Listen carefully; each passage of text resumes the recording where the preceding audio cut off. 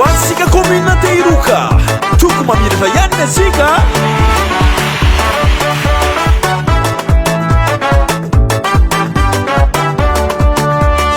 orivahoakany Antehiroka ataontsika arivoatra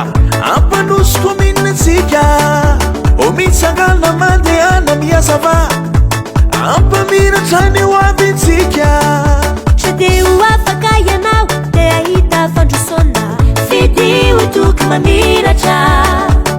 miloko maitsomaitso larana fahadimy fononao mandroso antsika fidintsika Toky Mamiratra tobeny tanàna Toky Mamiratra fidintsika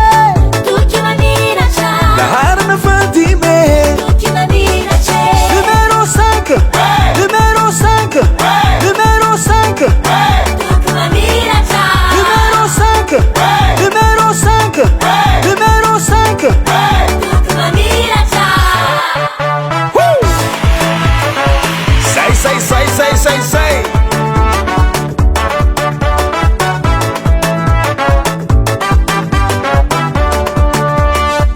Toky Mamiratra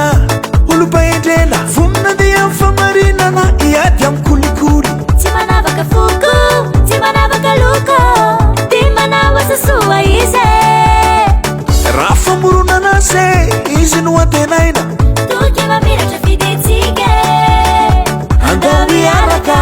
hanovany tanàna Toky Mamiratra fidintsika fidintsika Toky Mamiratra tobeny tanàna Toky Mamiratra fidintsika Toky Mamiratra laharana fahadimy Toky Mamiratra numéro 5 numéro 5 numéro 5 Toky Mamiratra numéro 5 numéro 5 numéro 5 Toky Mamiratra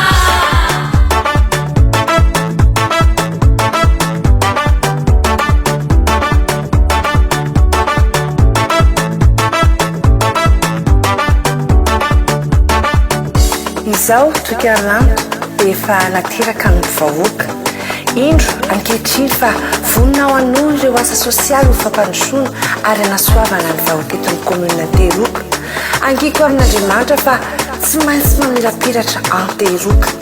mitsangana mandehana miazava ndao sika rehetra hijoro amin'ny fahamarinana Toky Mamiratra numéro 5 numéro 5 numéro 5